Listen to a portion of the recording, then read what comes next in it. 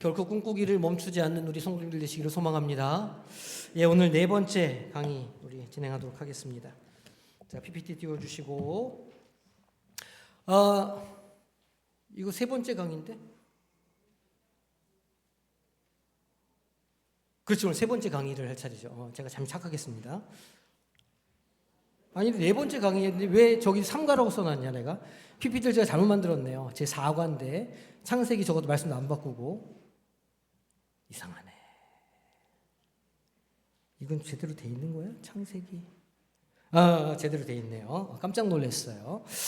자, 오늘 네 번째 마지막 시간이고, 우리 이제 바벨탑 사건을 통해서 이제 이 원역사를 마무리하게 됩니다. 그래서 이 창세기 10장에 보면 우리가 읽었지만 민족의 목록들이 막 나오거든요. 근데 이게 단순한 족보가 아니라 하나님께서 온 세상의 주관자이심을 보여주는 선교 지도라. 그러니까 전도해야 할 대상들을 기록해 놓은 거라 이렇게 이제 우리가 이해하면 좋겠다는 것이고, 두 번째로 우리가 볼 거는 이 바벨탑 사건을 고대 지구라트라고 하는 탑들이 많이 있었거든요.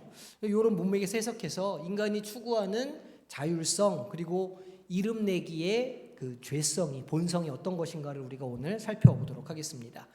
그리고 바벨탑의 심판, 그러니까 언어를 이렇게 다르게 해서 흩으시는 사건이 신약의 오순절 사건으로 어떻게 이어지는가, 구속사적인 관점에서 그게 어떤 의미가 있나까지 우리가 살펴보도록 하겠습니다. 자, 우리 지난주 숙제 먼저 검사를 해야 되겠죠. 암송 잠깐 먼저 보세요.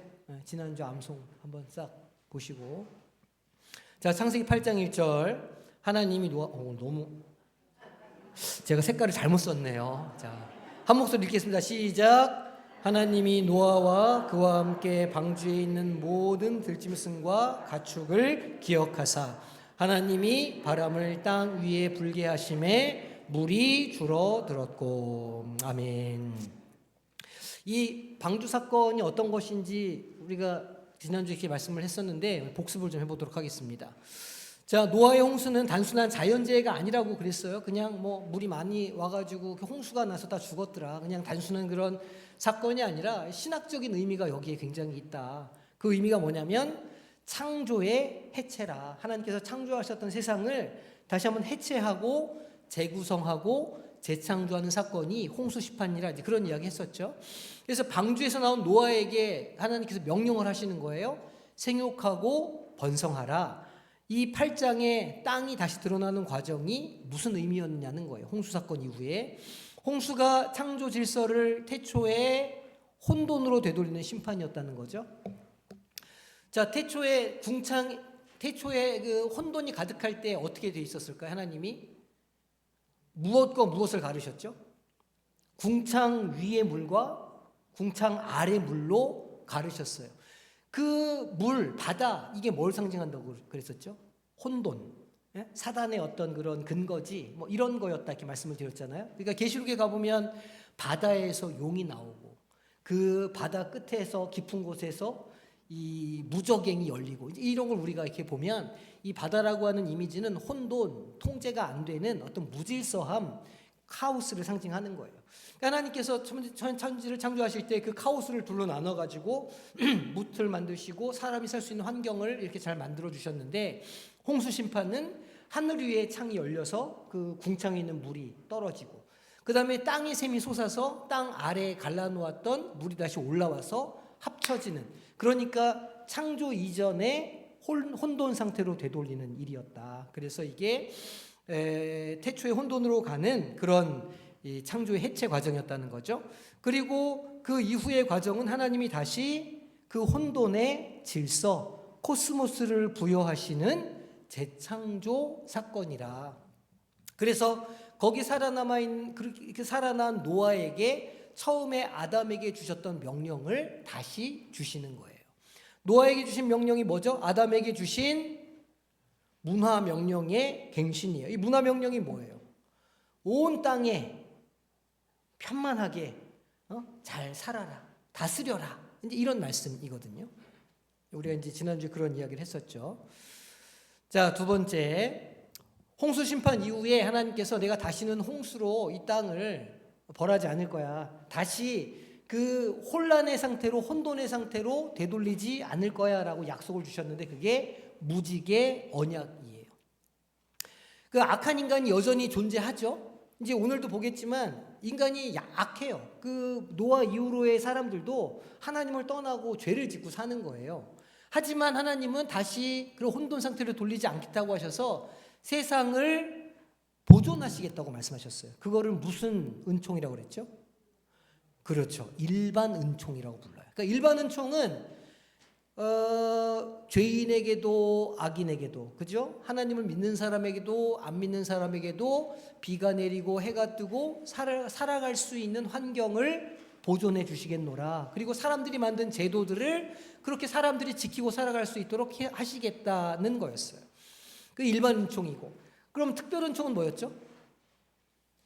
복음, 예수 그리스도, 하나님의 자녀가 되는 권세, 이게 이제 특별 은총인 거예요. 특별 은총은 일반 은총을 통해서 퍼져나가요. 말씀드렸죠? 그래서 로마 제국이 건설한 도로를 통해서 그 일반 은총 아래 있었던 그 세상의 질서를 통해서 복음이 증거됐고, 그 고레스가 통치해놓은 바사 제국의 경계까지 복음이 나갔고, 그리고 그 헬라 제국이 통일해놓은 언어를 통해서 복음이 전 세계로 뻗어나갈 수 있었다. 이 특별 은총은 하나님의 구원의 역사, 교회의 탄생과 발전은 일반 은총 위에서 가능하다. 그런 이야기를 지난주에 드렸어요. 이것은 구원받은 자들뿐만이 아니라 모든 피조물을 위한 보존의 은혜라. 보존, 지키신다. 그런 뜻이에요. 언제까지 지키실까요? 마지막 최후의 심판 때까지. 마지막에 우리 기억하시죠? 마지막 세 번째 대접 심판 때 어떻게 돼요? 완전한 심판이 이루어지잖아요. 모든 것이 다 멸하는 완전한 심판이 이루어지는데 그때까지는 하나님이 이 사람들의 질서, 사람들이 사는 것을 보존해 주시겠다 약속해 주신 거예요. 구속 역사가 완성될 때까지 세상의 무대를 지탱해 주시는 하나님의 자비라. 이게 이제 일반 은총이라 설명을 드렸어요. 자, 기억이 나실 거예요. 그럼 이제 오늘 이제 이 마지막 부분을 우리가 좀 다뤄보도록 하겠습니다. 먼저 소개 영상을 볼게요. 안녕하세요. 오늘 우리가 함께 나눠볼 이야기는요. 그냥 아주 먼 옛날 신화처럼 들릴 수도 있지만 사실은 인간의 야망 그리고 하나님의 은혜가 어떻게 다른지를 아주 깊이 있게 보여주는 그런 이야기입니다. 자, 인류 최초의 거대 프로젝트는 과연 무엇이었을까요? 이게 그냥 뭐 옛날 건물 하나 얘기하자는 게 아니고요. 이 질문에 대한 답을 찾아가다 보면 인간의 본성, 그 끝없는 멸망에 대해 정말 중요한 뭔가를 발견하게 될 겁니다. 이야기를 본격적으로 시작하기 전에 먼저 배경을 좀 알아야 하는데요. 이 바벨탑 사건이 있기 전에 세상은 이미 창세기 10장에 나오는 하나님의 큰 그림, 그 계획 안에서 펼쳐지고 있었어요. 네, 열국지라고 불리는 기록을 보면요. 무려 70개의 민족이 있었다고 해요. 이게 바로 하나님이 원래 의도하셨던 그림이에요. 인류가 이렇게 다양하게 각자의 모습으로 온 땅에 퍼져나가길 바라셨던 거죠. 하나님의 명령 정말 단순하고 명확했습니다. 땅을 가득 채워라. 그냥 흩어져서 퍼져나가서 이 세상을 아름답게 가꾸라는 거였죠. 자, 그런데 말이죠. 바로 이 지점에서 이야기가 완전히 다른 방향으로 확 틀어집니다. 인류가 전부 한 마음 한 뜻으로 뭉쳐서 하나님의 계획과는 정반대의 길을 가기로 결심한 거예요. 그 무대가 된 곳이 바로 신할 평지인데요. 당시 모든 인류가 거기에 모여 있었습니다. 중요한 건 말이 통했다는 거예요. 한 민족, 한 언어, 그러니까 하나의 목표를 향해 똘똘 뭉칠 수 있었던 거죠. 아주 강력한 야망을 품고요. 자, 여기서 바로 핵심 갈등이 딱 보이죠? 하나님은 땅을 채워라, 즉 흩어지라고 하셨는데 인간들은 흩어지지 말자고 하고 있어요. 이건 뭐 그냥 의견 차이가 아니라 하나님의 계획에 대한 명백한 반역이었던 겁니다. 그럼 대체 왜 이런 거대한 프로젝트를 시작했을까요? 동기가 아주 명확해요. 두 가지인데, 첫째, 우리의 이름을 내자. 스스로의 힘으로 유명해지고 싶었던 거죠. 그리고 둘째, 흩어짐을 면하자. 한 곳에 모여서 강력한 중앙 권력을 만들고 싶었던 겁니다. 자, 그럼 그들이 지으려고 했던 그 탑, 그게 도대체 뭐였는지. 그리고 이걸 하늘에선 어떻게 보고 있었는지 한번 살펴볼게요. 이 바벨탑을 그냥 뭐 지금의 마철루처럼 생각하면 안 돼요. 이건 지구라트라는 건데요. 말하자면 인공으로 만든 산이에요. 꼭대기엔 신전이 있고요.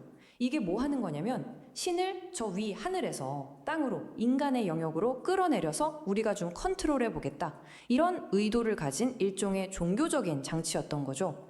대단히 교만한 생각이죠. 근데 성경 구절을 보면 정말 기가 막힌 아이러니가 나와요. 여호와께서 그 성읍과 탑을 보려고 내려오셨더라. 아니, 하늘까지 닿겠다고 쌓아 올렸는데 그게 너무 작고 보잘것없어서 하나님이 직접 내려와서 확인하셔야 했다는 거예요. 정말 엄청난 풍조 아닙니까? 그래서 그 결과가 어떻게 됐을까요? 예상대로죠. 야망은 결국 혼란으로 이어졌고요. 그렇게 지키고 싶어 했던 하나됨, 그 연합은 산산조각 났습니다.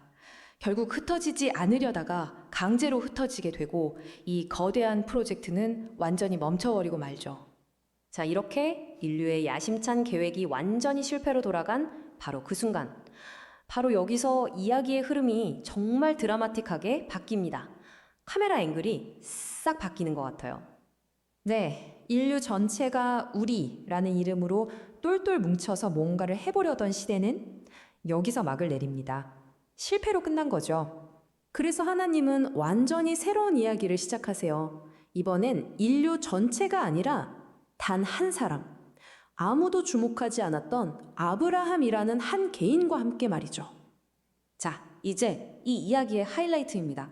바벨탑 이야기와 아브라함 이야기가 어떻게 극명하게 대비되는지, 즉 위대함을 스스로 만들어내려는 것과 선물로 받는 것이 어떻게 다른지 한번 비교해 볼게요. 이 표를 보시면 한눈에 들어오죠. 바벨의 사람들은 우리가 우리 이름을 내자라고 외쳤어요. 인간의 성취, 벽돌 탑에 모든 걸 걸었죠. 반면에 하나님은 아브라함에게 내가 네 이름을 위대하게 만들어 주겠다고 하세요. 이건 신적인 선물이고 그 기초는 눈에 보이는 탑이 아니라 보이지 않는 하나님의 약속입니다. 완전히 다른 패러다임이죠. 그리고 이 바벨에서 시작된 분열의 이야기는요, 나중에 신약으로 넘어가면 아주 놀랍게 회복됩니다. 바로 오순절 사건인데요. 바벨에서는 인간이 하늘로 올라가려다 분열됐잖아요. 그런데 오순절에는 하나님이 직접 땅으로 내려오셔서 완전히 새로운 방식의 연합, 하나됨을 이루어내십니다. 자, 이제 이 이야기가 우리에게 던지는 질문을 생각해 볼 시간입니다. 나는 지금 내 인생에서 나만의 바벨탑을 쌓고 있는 걸까요? 내 이름, 내 성공, 내 안위를 위해서 말이죠. 아니면 하나님이 아브라함에게 약속하셨던 것처럼 다른 사람들에게 복이 되는 삶을 살고 있는 걸까요? 이 오래된 이야기가 오늘을 사는 우리에게 깊은 울림을 주었으면 좋겠습니다. 네, 그러면 우리 본문 해설로 한번 들어가 보도록 하겠습니다. 먼저 이 첫 번째 나온 이야기는 뭐냐면 70민족의 지도자와 하나님의 통치에 대해서 이야기하고 있거든요. 민족 목록이 쭉 나와요. 우리가 읽어봤지만 창세기 10장은 노아의 세 아들로부터 갈라진 민족에 대해 설명하고 있는데 세 아들이 누구죠? 셈, 함, 야벳. 맞아요. 셈과 함과 야벳으로 갈라져 나온 70개 민족에 대해서 열국에 대해서 기록하고 있는 거예요. 그러니까 아브라함이 노아에게 주셨던 명령이 있잖아요. 온 땅에 충만하게 번성해서 살아라. 그 얘기는 아까 영상에서 본 것처럼 흩어지라는 거였어요. 그 땅을 넓게 흩어져서 열심히 자기의 삶을 살아라. 그런 이야기였다는 거예요. 야벳은 어디를 차지했느냐? 북쪽과 서쪽의 해안 민족이에요. 그 후손들이. 여기서 해안이라는, 북쪽과 서쪽의 해안이라는 건 지중해를 가리켜요. 그러니까 그들의 세계관에서는 이 지중해 안쪽으로 쭉 돌아가면, 이렇게 쭉 돌아가면 마케도니아 나오고, 더 가면 어디가 나올까요? 에게해를 지나서 이탈리아가 나오고, 그 다음에는 이제 유럽이 나오는 거예요, 지중해가. 그러니까 그들이 볼 때는 이 야벳의 그 후손들은 이 위쪽에 사는, 지금 우리가 알고 있는 유럽, 그 시대의 그 위쪽에 사는 모든 사람들을 말하는 거예요. 두 번째 함은 누구냐면 남쪽이에요.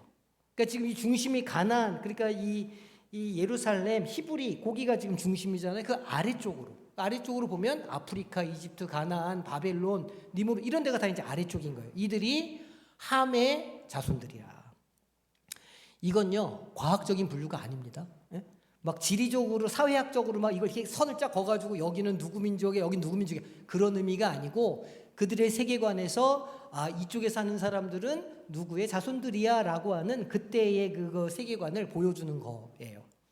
셈은 누구냐면 중앙에 가운데 그러니까 메소포타미아, 시리아, 아라비아 그들이 살고 있는 그 지역 중동이죠 지금 말하면 그쪽 지역이 셈의 나라였어요. 그리고 이스라엘의 조상이에요. 셈의 족보에서 이제 아브라함이 이렇게 나오게 되는 걸 오늘 우리가 읽은 본문에서 이야기하고 있죠. 그러니까 이 노아 이후에 하나님께서 이 아들들을 통해서 열방으로 열국으로 지도자들이 그렇게 살아갈 수 있도록 하셨다는 거죠. 두 번째, 이 신학적인 의미가 있는데 이건 과학적이고 어떤 무슨 유전학적인 이야기가 아니니까 왜 이 말씀을 기록해 놨느냐? 이 선교의 대상이라는 거예요. 그러니까 이 목록은 이 구분은 이스라엘의 하나님만이 아니라는 거예요. 셈족, 특별히 선택된 민족 아브라함의 자손들만이 하나님의 백성이 아니라 온 세상 모든 민족의 주관자가 하나님이시라는 걸 알려주는 이야기인 거죠.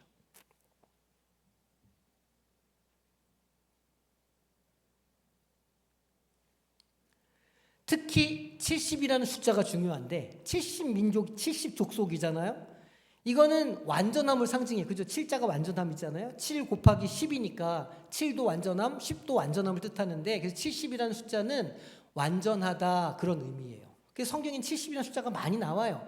근데 이 70이 어디에 나오냐? 누가복음 10장에 주님께서 제자를 파송하시는데 몇 명을 파송할까요? 70인 제자를 파송하시는 거예요. 그거는 열국을 향해 주님의 복음을 전한다 그런 의미입니다. 70인 전도대랑 연결되어 있어요.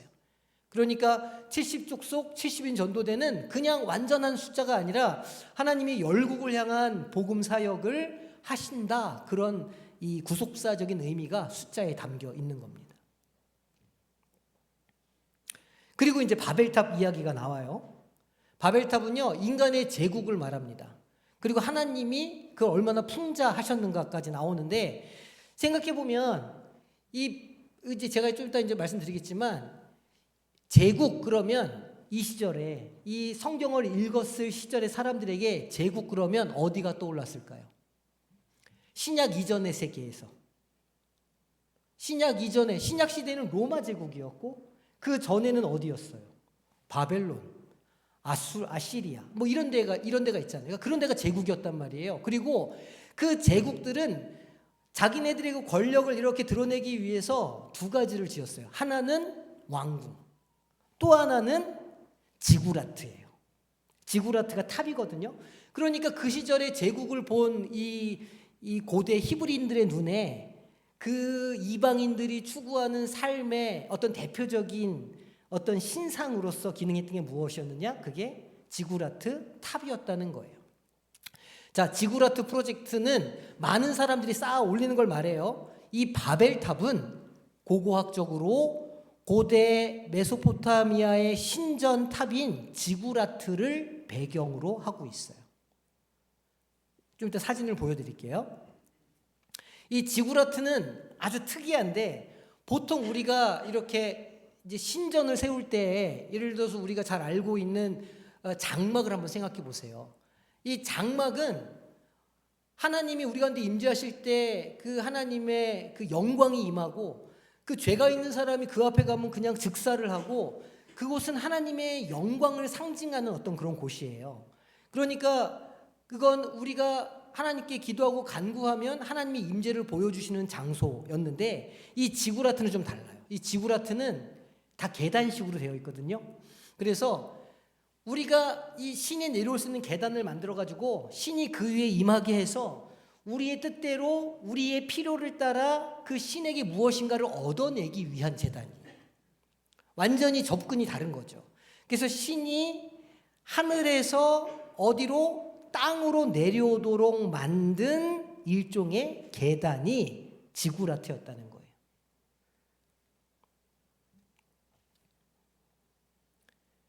그러니까 인간들은 그 신을 자기들의 도시로 끌어들이는 거예요. 그래서 인간이 신을 통제해요. 이용하려고. 이용해서 뭘 하는 거예요? 잘 살고 잘 먹고 망하지 않고 이렇게 하려고 만든 게 지구라트였다는 거예요. 신의 힘을 빌려서 제국을 더 크고 강하게 만들고자 했더라. 그거의 상징이 지구라트 계단식 피라미드라는 거죠. 그래서 좀 찾아봤다는 거 아니겠어요? 이게 갈대아 우르, 아브라함의 고향, 지금의 이제 그 페르시아만 끝에 있는 거기에 있는 지구라트예요. BC 2100년경에 지었고 지금까지 비교적 가장 잘 보존이 잘 되어 있는 지구라트라고 그래요. 저 위에 지금 사람들이 서 있는 거 보이시죠? 그게 끝이 아니고 거기에 이렇게 폐허가 있는데 그 위로 몇 단을 더 쌓아 놓은 거예요. 그게 지금 세월이 지나서 다 무너져 가지고 제일 아랫단만 남아 있는 거예요. 제일 아랫단만 남아 있는데 저만해요. 기원전 2100년에 저걸 지었대요. 사람들이 모여 가지고. 대단하죠? 요거는 초가잠빌이라고 이란에 있는 지구라트인데 유네스코 세계 유산으로 지정되어 있어요. 그리고 아주 보존이 이것도 잘 되어 있는 형태죠. 저기 이렇게 점처럼 보이는 게 사람이에요. 이것도 굉장한 크기입니다. 요거는 두루쿠리갈주 지구라트라고 이라크에 있는 건데 바그다드 인근에 있어요. 근데 이제 밑에가 1단이고 저 위에 이렇게 봉우리처럼 있는 게 그 위에 되게 이렇게 탑이 쌓여 있었는데 풍화가 돼가지고 그 속에 있는 기초 기둥만 이렇게 남은 거예요. 그러니까 저 위로 더 이렇게 올라가 있었겠죠. 그리고 아마도 성경에 나오는 이 바벨탑이 이게 아니었겠는가 하는 학자들의 의견이 많은 건데 이게 에테멘 양키라고 바벨론에 있는 지그라트 유적이에요. 그 위에 지금 아무것도 없어요. 터만 발견한 거예요. 고고학자들이. 하늘과 땅이 기초가 되는 집이라 창세기 11장에 보면 우리가 하늘까지 닿자 이러면서 바벨탑을 쌓거든요. 근데 하늘과 땅이 기초가 되는 집이라고 하는 석판의 문서가 나왔어요. 여기를 발굴하다가. 거기 뭐라고 써있냐면 마르두크 신이, 자 마르두크 신 어서 들어봤죠? 막두크 신 어서 들어봤을까요 우리가? 첫 번째 시간에 에누마 엘리시 신화에서 그 엄마를 반으로 갈라가지고 하늘 만들고 땅 만들었던 그 신이 마르두크 신이에요. 그 마르두크 신이 이 에테멘 양키의 기초를 지하세계까지 단단히 고정하고 그 꼭대기는 하늘과 경쟁하려고 명령했더라라고 왕의 비문에 기록된 거를 비교적 최근에 발견했어요. 그래서 많은 학자들이 이게 바벨탑의 원형이 아니겠는가라고 추측을 한다는 거예요. 높이가 91m. 그러니까 7층 건물인 거예요. 우리 그 대룡 맨션. 대룡 맨션 정도 되는 거예요. 높이가. 그 시절에. 그리고 벽돌과 역청으로 쌓아 올렸대요. 벽돌과 역청으로 바벨탑을 쌓죠. 성경을 보니까. 그래서 그 나온 이야기들을 종합해서 대충 상상도를 그려보지 않았겠어요. 사람들이. 그랬더니 이런 모양이 되더라. 성경 속 바벨탑의 실제 모델로 추정되는 에테멘 양키의 지구라트가 이렇게 생겼다는 거예요. 높이가 몇 미터요? 91m. 얼마나 하다고? 대륙 맨션만 하다고. 이게 이제 이렇다는 거예요. 그러면 이 중동에만 이게 있었느냐, 지구라트가? 그렇지 않아요. 이게 보르부드르라고 인도네시아에 있는 사원의 모습인데 생긴 게 얼추 비슷하죠. 뭐 약간 뾰족한 첨탑이 있는 거 빼고는 비슷해요. 그리고 우리 잘 가는 코케르 캄보디아 시엠립 가시면 볼 수 있잖아요. 저것도 지구라트랑 되게 비슷하게 생겼어요. 아시아에 있는 거. 그리고 이 키루스, 고레스 2세의 무덤이에요. 페르시아에 있는. 이 무덤을 지구라트처럼 만들어 놓은 거예요. 그리고 몽크스 마운드라고 이거는 미국 미시시피 문명의 일부래요. 이게 지금 되게 작아 보이는데 실제로 가보면 겁나게 큰 언덕이에요. 산만해요. 산만한 언덕이 거기에도 있어요. 그러니까 이건 뭘 말하냐면 고대의 그 바벨탑을 경험했던 민족들이 흩어지면서 각 전 세계에 비스꾸르무리한 것들이 많이 세워졌다는 말이에요. 그리고 저런 모양들은 대부분 다 신을 땅으로 데리고 오기 위한 신전의 기능을 했다. 우리는 그러면 오늘날의 시대에는 없을까요? 이 마천루들이? 있죠. 오늘날에도 사람들은 끊임없이 이 바벨탑을 세워요. 이게 지금 현존하는 바벨탑의 가장 높은 곳서부터 10개만 뽑아 본 거예요. 이게 제일 왼쪽에 있는 게 뭐냐면 이게 부르즈 칼리파 저기 두바이에 있는 거. 이게 몇 미터냐면 828m래요. 높이가 828m면 거의 1km인데 이걸 이렇게 눕혀놓으면 여기에서 출발해가지고 홈플러스까지 가면 1km 되거든요. 여기서 출발하면. 그러니까 이렇게 눕혀놓으면 홈플러스까지 가는 높이로 이렇게 서 있는. 그 다음에 두 번째 게 이게 이제 쿠알라룸푸르 말레이시아에 있는 메르데카 118. 뭐 나머지 건 볼 거 없고요. 1, 2, 3, 4, 5 여섯 번째 거가 뭘 것 같으세요? 서울에 있는 롯데월드 타워. 몇 미터냐면 554m래요. 이것도. 그 다음에 이제 뭐 나머지는 그런데 50위 안에 우리나라 건물이 하나가 더 들어가는 게 있어요. 한 400m 돼가지고. 그게 뭘까요? 34위야. LCT. 저쪽에 있죠? 저쪽이네, 저쪽에. 해운대 LCT가 세계 34위의 바벨탑이더라. 그걸 그렇다고 뭐 거기 사는 사람들이 다 막 몹쓸 그런 건 아니에요. 그런데 어쨌든 분명히 오늘날에도 사람들은 끊임없이 자기의 이름을 드러내고 뭔가 자기 힘을 과시하고 싶어 하더라. 나라들마다 더 높은 건물을 못 세워서 안달이더라. 그 얘기를 말씀을 드리려고 하는 거예요.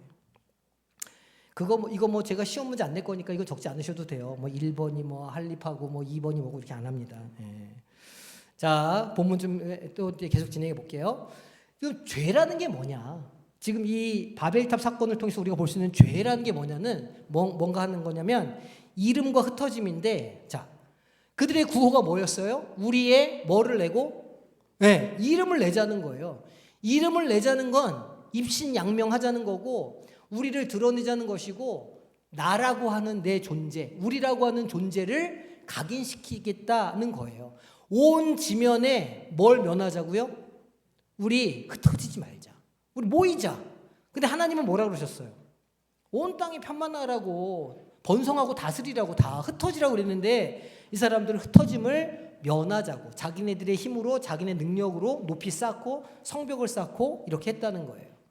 이건 지구라트 프로젝트는 바벨탑은 고고학적으로 고대 메소포타미아의 신전탑인 지구라트를 배경으로 하는데 그리고 우리의 이름을 내자. 이거는 하나님의 영광이 아닌 인간의 업적과 명예를 추구하는 거예요.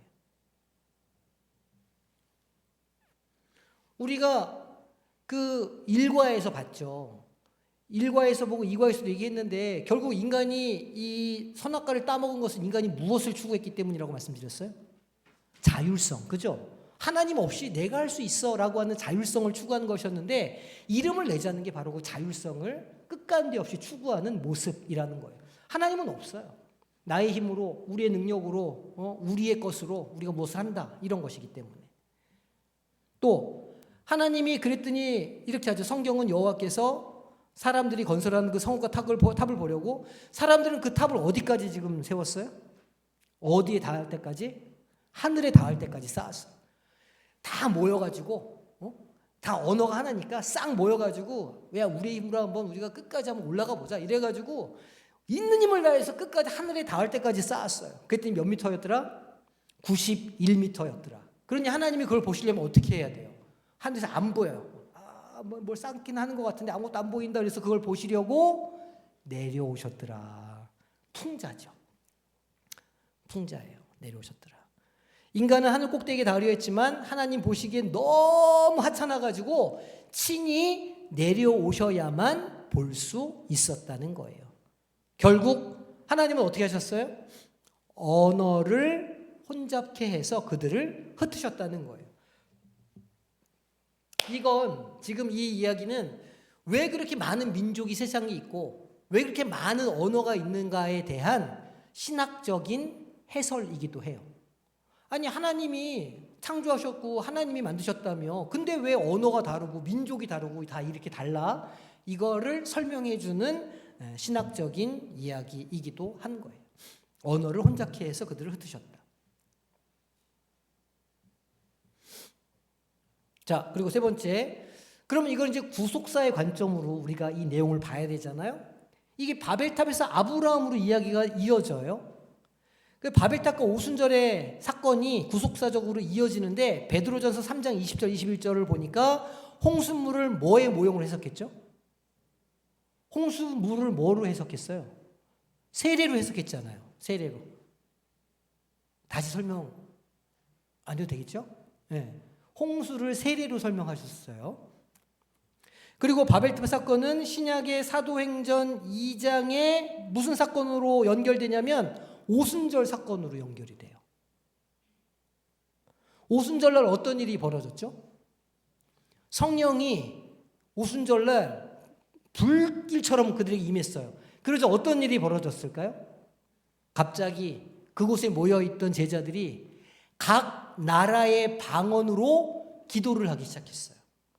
하나님이 그 언어를 흩으셨는데 구속사에 따라 하나님의 때가 이르니까 예수 그리스도의 때가 이르니까 그 흩어졌던 언어가 방언을 통해서 다시 하나로 합쳐지더라. 그리고 복음이 그 언어를 통해서 증거되더라는 거예요.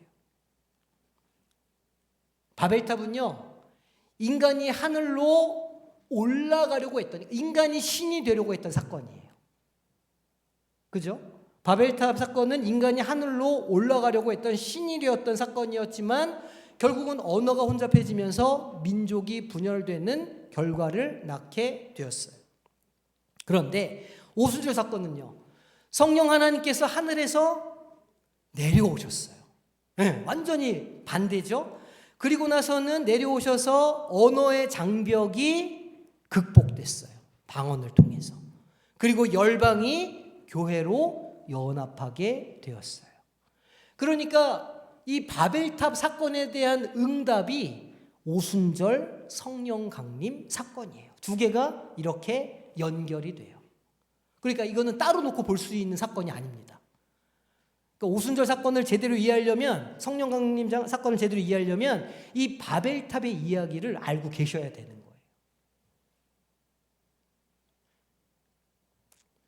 자, 방주와 세례, 그리고 이거는 저건데 지난주에 했던 페이지가 그대로 남아있는 건 아니구나. 자, 획득하는 이름과 주어지는 이름이 있어요. 창세기 12장에.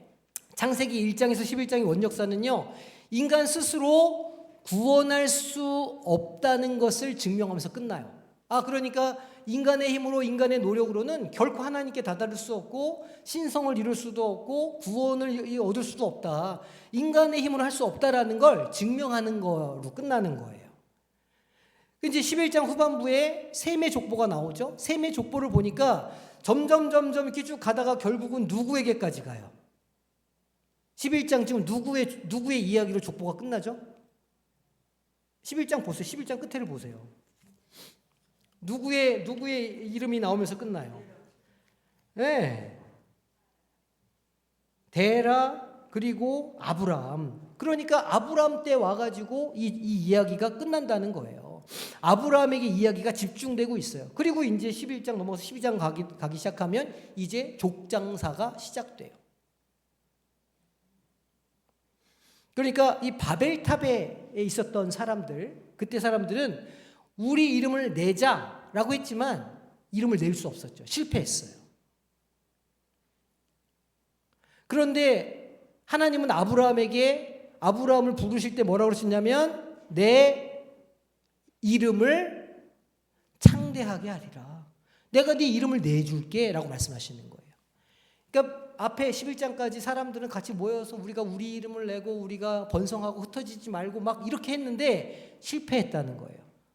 그러니까 하나님이 한 사람을 선택하셔서 그 사람에게 내가 내 이름을 창대하게 해줄게. 내가 내 이름을 세상에 내게 해줄게 라고 약속해 주시는 거예요. 그래서 정말 진실한 명예와 구원은 인간의 성취에 있는 게 아니에요. 성경은 처음부터 이걸 우리에게 알려주고 있었어요. 하나님의 선물이라, 하나님의 은혜라, 이것이 구속사의 핵심 동력이기도 해요. 나의 힘으로, 나의 능력으로 무엇인가 하는 것이 아니라 우리의 삶이, 내 인생이 하나님이 주신 것이구나, 하나님의 은혜로 말미암은 것이구나를 아는 것이 구속사의 참된 동력이더라는 거죠. 자, 그러면 우리가 질문과 나눔을 좀 해보도록 하겠습니다. 첫 번째 질문. 자, 창세기 11장 4절에 따르면 바벨탑을 건설한 사람들의 두 가지 목적이 뭐였죠? 네, 첫째는 우리의 이름을 내자. 자, 우리의 명예, 우리의 업적. 이건 내가 한 거야. 이건 내가 할 수 있어. 이건 내가 할 거야. 라고 하는 그런 개인의 어떤 인간적인 노력들이죠. 두 번째는 뭐였어요? 온 지면에 흩어짐을 면하자는 거였어요. 이거는 하나님의 충만하라라고 하는 명령을 거부하는 것이고 인간 중심의 결속을 이야기하는 것이기도 해요. 그러니까 자율성을 추구하자는 거겠죠.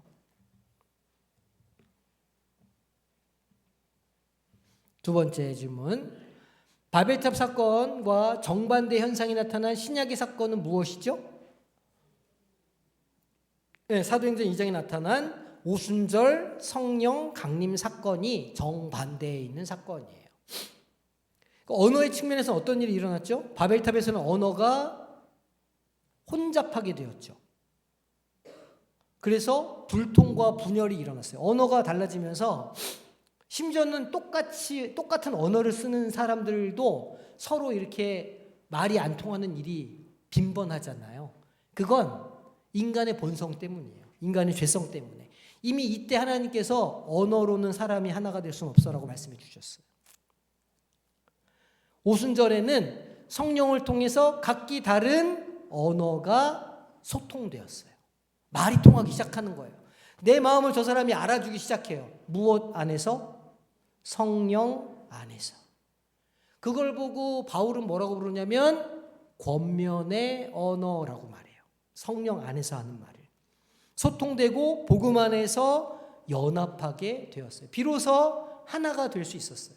하나가 되자 열심히 했지만 계속해서 갈라지고 분열되고 그랬는데 성령이 임하시니까 비로소 말이 통하기 시작하고 하나가 되는 역사가 일어나기 시작했더라.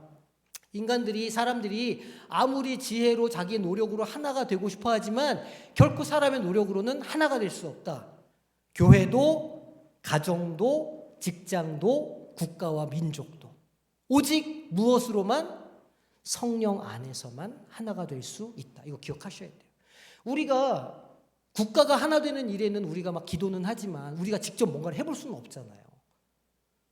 교회는 조금 해볼 수 있죠. 교회가 하나 되자 이건 좀 해볼 수 있잖아요. 범위가 작으니까.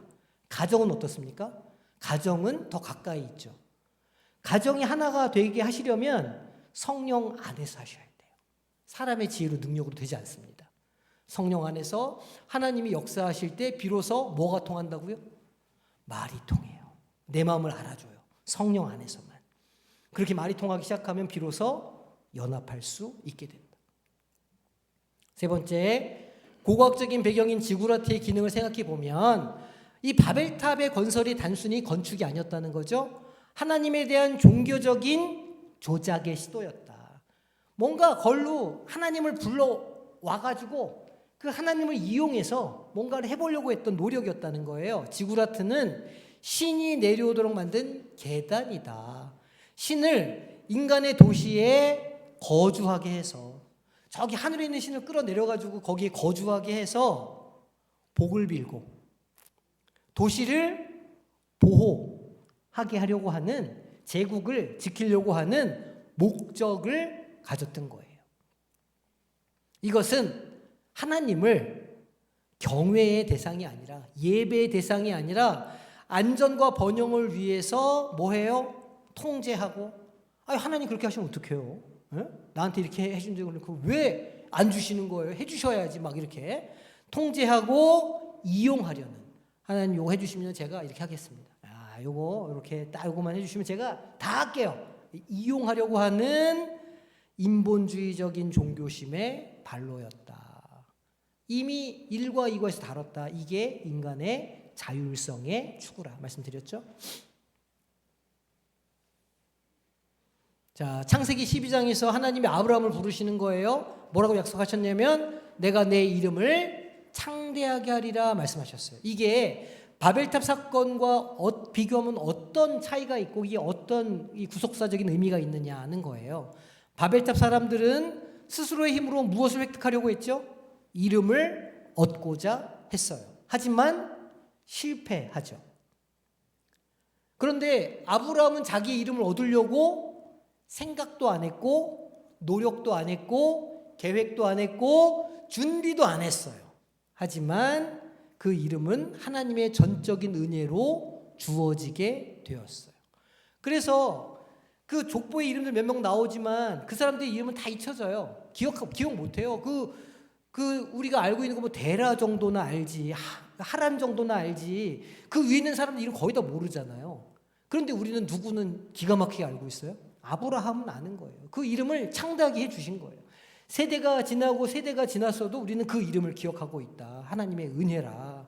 이것은 구원과 영광이 인간의 노력이 아닌 하나님의 무엇으로? 그렇죠. 하나님의 선물로 은혜로 주어진다는 것을 보여주고 있어요. 하나님의 구속의 원동력이라. 구속사의 원동력이라. 자, 그러면 이거는 답이 있는 건 아니에요. 한번 생각해 보시는 거예요. 오늘날 현대사회에서 우리가 쌓고 있는 바벨탑은 없을까? 한번 생각해 보셔야 돼요. 내가 내 이름을 내기 위하여 아니면 흩어지지 않기 위하여 내가 나를 지키기 위하여 내가 바벨탑을 쌓고 뭔가 하나님 없이 해보려고 하는 우리의 노력은 없을까? 뭐 젊은 사람들 열심히 스펙 쌓고요. 막 SNS에 자기의 삶을 막 이렇게 보여주기도 하고요. 또 하나님 없이 경제적으로 막 성장을 하려고 하고 도덕이고 윤리고 다 팽개치고 막 잘 살면 장땡이다 이렇게 하는 그 배금주의 그런 사회적인 문화도 있고요. 또 신앙 없는 사람들끼리 모여가지고 배타적으로 막 니꺼 내꺼 편가르고 막 여기저기 막 이렇게 하면서 하는 거 이거 전부 다 사실은 바벨탑을 쌓는 행동이라는 거예요. 그렇게 해서 성공한다 성공하지 못한다 결국은 다 실패할 거다. 한번 생각해 보셔야 돼요. 혹시 내가 쌓고 내 안에 쌓고 있는 바벨탑은 없나? 이게 되게 중요한 문제입니다. 자, 6번째, 흩어진 민족들을 다시 모으는 것이 교회의 사명이고 오순절의 회복의 역사라면, 그럼 우리 교회가, 우리 공동체가, 우리 가정이 내가 이 지역사회나 열방을 향해서 실천할 수 있는 오순절 연합의 사역은 무엇일까? 하나님께서 우리 가운데 성령을 보내주셔서 하나가 되게 하시고 말이 통하게 해주셨다면 그럼 내가 실질적으로 내 삶에서 실천할 수 있는 것은 무엇일까? 생각해 볼 수 있죠. 제일 가까이는요. 가정이에요. 가정에서 남편과 자녀들과 이제 소통을 해보는 거예요. 도무지 로또 같잖아요. 누가요? 남편이 안 맞아. 하나도 안 맞아. 그렇잖아요. 그런데 성령 안에서 소통을 해보라는 거예요. 하나가 되기 위해서. 더 가까이는요. 자기 자신과도 소통을 해볼 필요가 있어요. 자기를 미워하고 자기 안에 있는 열등감에 사로잡혀 있고 자기의 과거 때문에 오늘의 나를 부정하고 이런 분들도 많거든요. 내적인 문제 가지고 막. 그런 분들도 어떻게 자기 자신과 화해할 수 있을까요? 성령 안에서. 성령이 주시는 언어. 이렇게. 사랑해. 괜찮다 이런 거 하면서 성령이 주신 겉면의 언어로 자기를 위로할 필요가 있는 거죠. 가정 그리고 교회 우리의 일터 어느 곳이 되었든 그런 사역들을 해볼 필요가 있어요. 조금 거리를 넓혀보면요. 우리 지역에 있는 다문화 가정들 아니면 뭐 우리가 이렇게 열심히 돕고 있는 네팔의 현지 어떤 사역이랄지 얼마든지 많이 있잖아요. 이런 여러 가지 일들을 우리가 그 연합 사역을 우리가 생각해보고 고민해볼 수 있다는 거예요. 이게 오늘 이 마지막 4번째 강의가 우리에게 주는 메시지예요. 자, 그러면 요점을 정리해 보도록 하겠습니다. 자, 먼저 첫 번째 이 원역사 창세기 1장에서 11장의 내용은 먼 과거의 그냥 옛날 이야기 신화만은 아니에요. 이건 모든 세대에게 주시는 하나님의 말씀이죠. 다만 그 시대의 사람들이 이해할 수 있는 언어로 주셨기 때문에 이렇게 기록된 것뿐이에요. 얼마든지 오늘 우리를 위한 말씀이더라는 거고 두 번째, 하나님은 이 세상을 보시기에 좋은 성전으로 지으셨죠. 일과의 내용이었어요. 그죠? 하나님은 원래 아름답게 창조해 주셨어요. 우리는 누구의 형상을 닮아서 창조가 되었어요? 하나님의 형상을 따라 지음 받은 사람이에요. 하나님의 형상을 라틴어로 뭐라 그러냐면 이마고 데이라고 불러요. 그러니까 모든 사람 안에는 하나님의 형상이 있는 거예요. 그게 민주주의의 기초이기도 하고 자유의 기초이기도 해요. 그 이념이. 그래서 좋은 성전으로 지으셨지만 어떻게 됐을까요? 인간은 자율성을 추구하며 타락했죠. 신락원했어요. 그게 우리가 두 번째 과에서 다뤘던 내용이에요. 그래서 그 죄는 결국 홍수 심판을 불러왔죠.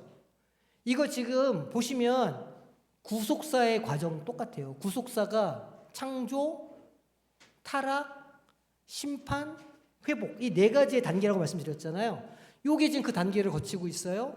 1과에서 성전으로 지으셨지만 2과에서 우리가 타락했다고 배웠고 3과에서 심판이 있었죠. 그리고 회복의 역사가 있는 거예요. 그리고 4과에서 또다시 바벨탑을 쌓아서 하나님께 도전했는데 이 절망의 끝에서 하나님은 한 사람 누구를 부르셨냐면 아브라함을 부르셨다. 그래서 회복의 역사를 시작하시고 구속사를 진행해 가신다. 자, 구속사 네 가지 단계. 첫 번째가 뭐라고요? 창조. 두 번째가 타락. 세 번째가 심판. 네 번째가 회복과 재창조의 역사. 그러니까 우리가 구속사라 하면 성경 전체를 그 틀로 보는 거예요. 그리고 성경만 그 틀로 볼 뿐만이 아니라 내 인생도 우리 교회도 그 틀로 보는 거예요. 그게 구속사의 관점으로 내 인생을 해석하고 성경을 해석하는 방법이에요. 그래서 우리는 스스로 무엇을 내는 사람들이 아니라고요? 이름을 내는 사람들이 아니라고요. 하나님이 주신 은혜의 이름을 가지고 하나님이 주신 은혜의 이름이 있어요. 너는 내 아들이라. 내가 너를 지었다. 내가 너를 나의 형상으로 창조했다.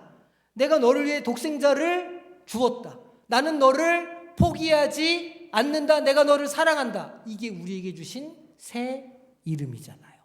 이 이름을 가지고 세상에 복이 되는 복의 통로로 살아가라. 아브라함을 불러주셨고 오늘 우리는 모두 영적인 아브라함의 자손들이라. 됐죠?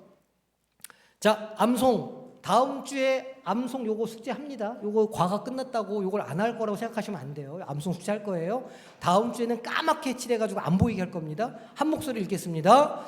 내가 너로 큰 민족을 이루고 내게 복을 주어 내 이름을 창대하게 하리니 너는 복이 될지라. 할렐루야.